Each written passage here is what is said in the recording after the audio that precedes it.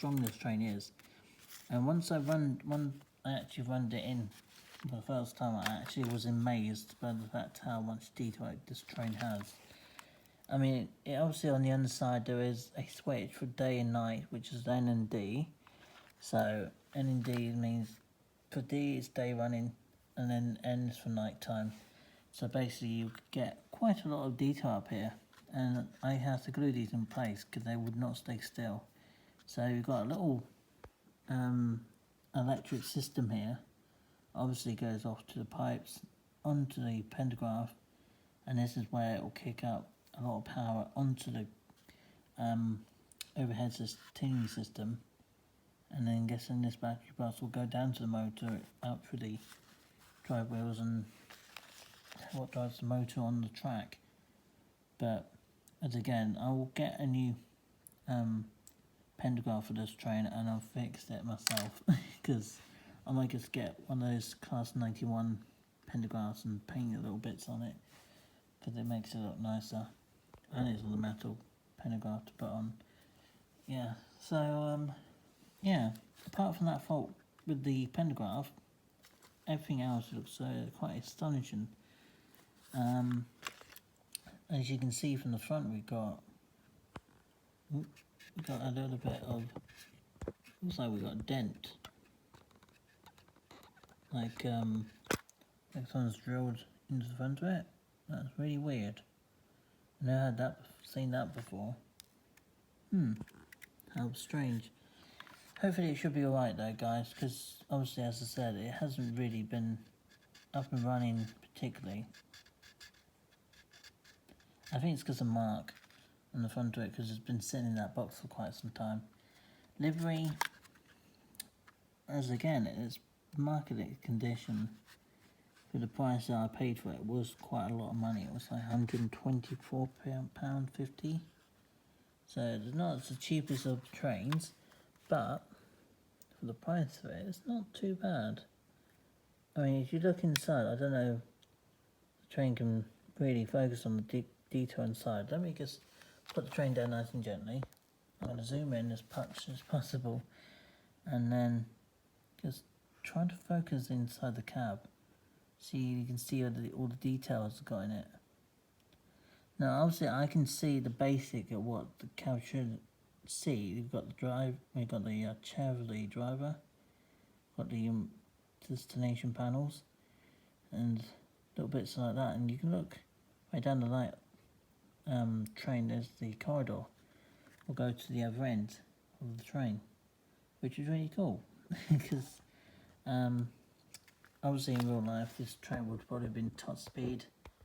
You can have a look, see, running out of room here, guys. Let me just have a look and see what the top speed was. I think the top speed was quite high, 2003, 2012. I guess the last year it was really running in 2012, which I would have been around. I was at college in 2012, so possibly I did see it every now and again on the main line. Touch speed, blah blah blah. It was over 8700s of these been built. You don't mind, I don't know what's going on with the lighting. Over 12,000 of them built. First introduced, let's just scroll up to when it first introduced. In the 1900s it was first introduced, just there. 87 of the types. So my reading has got a lot better. I'm just flicking through them and see. Top speed was 110 miles an hour, which is pretty fast. Probably on the British main lines at the time, but so there would have been on British rails who passed. But anyway, I'm going to show you the ratings of this. Is going to be probably 8.5. It would be 9.5 if the pantograph wasn't plastic, and B, it wouldn't been. It's so fragilely easy to break, which the class 90 was more easy to. And here comes the class 87, guys. obviously at the moment I'm just showing you the train, but if I switch the switch underneath, here she comes.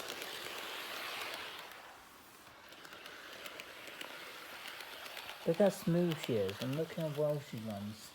See, this is something I Hornby have been impressed with in the last few years. I've been around with them, with train companies like Hornby and Batman and Howden.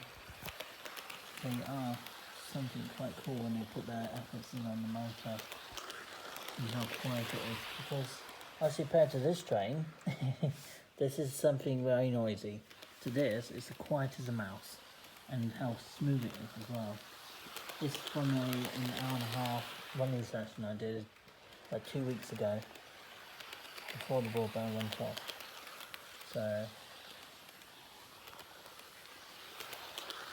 the internet went off about 3 or 4 days ago. Obviously I checked it, run it to make sure it's okay, and it is a nice train, guys. And we're going to speed up a little bit because I think you can handle it.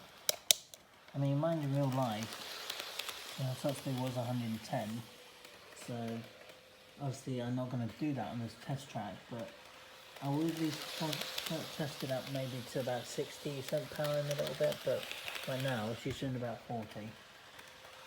And then see how smooth she's running and how quiet she is. This is something a model, most model trains for Hornby and Batman and Belgian models would do that in the features and stuff.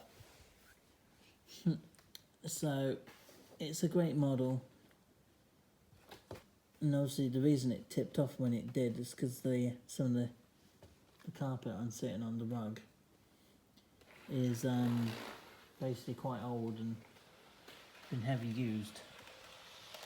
So here she comes again.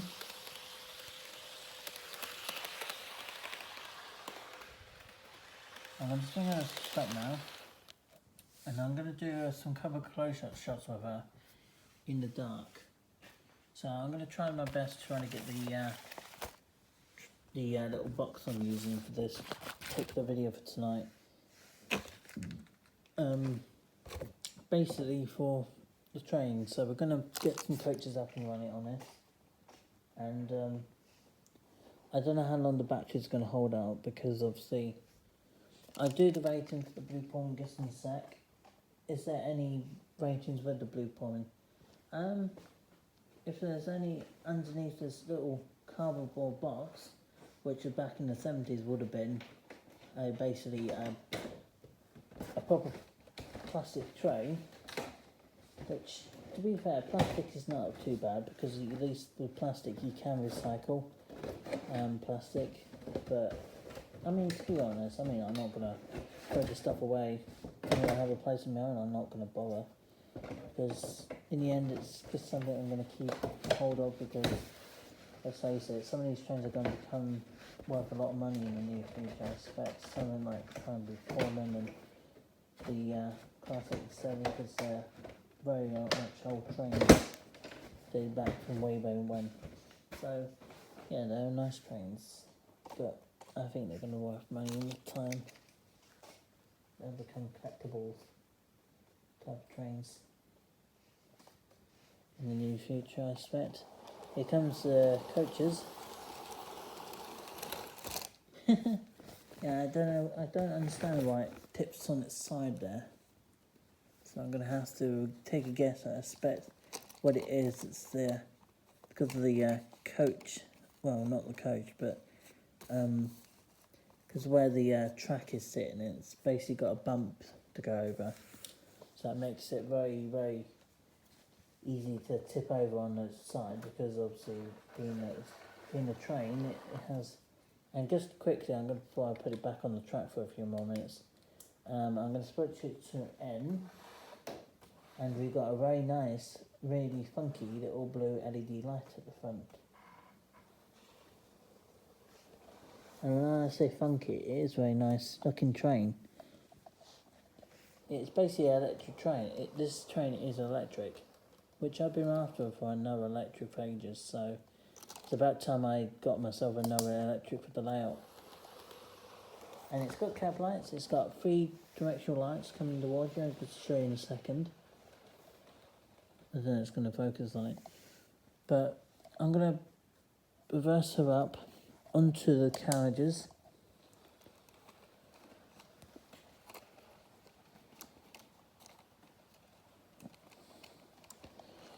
And then we're going to just sit it down the verse of the line.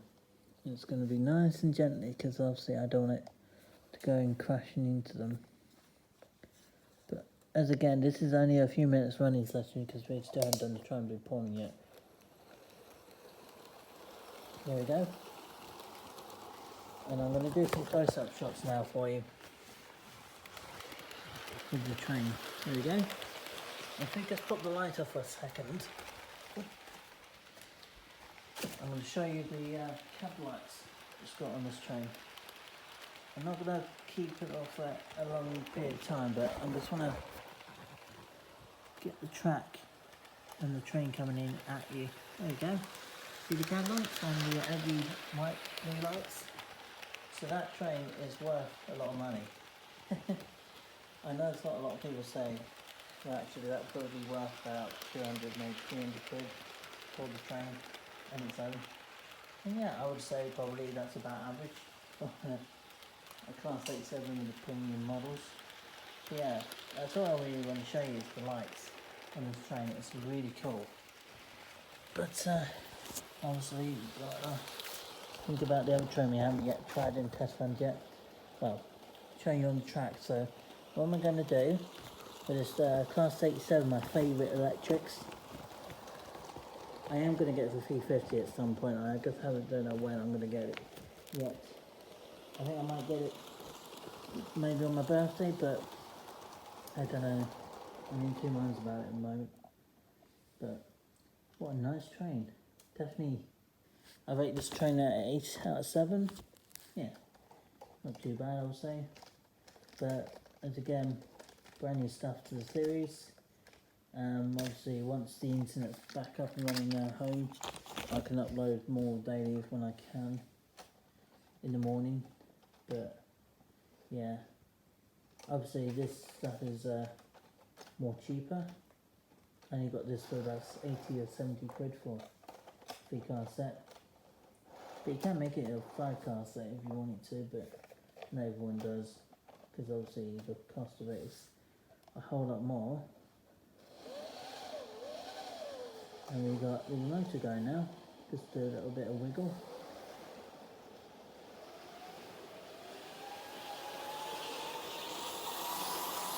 There's the triangle corner.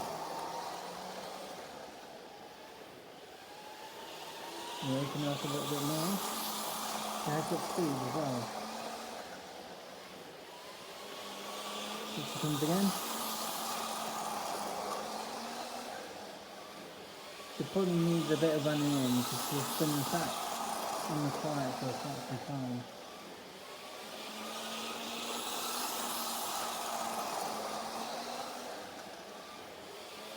So this is quite old, guys. This is dated back from the 60s and 70s, the model.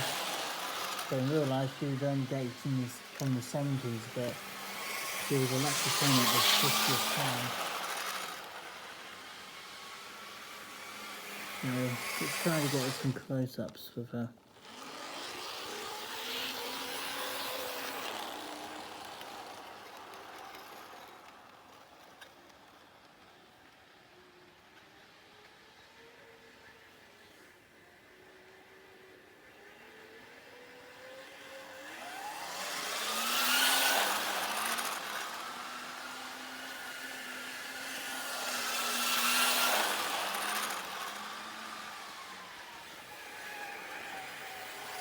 Because again, this goes back from the 70s. I don't know, from the Class 87 it was dated back from the 1900s. So obviously it was 1928 I think.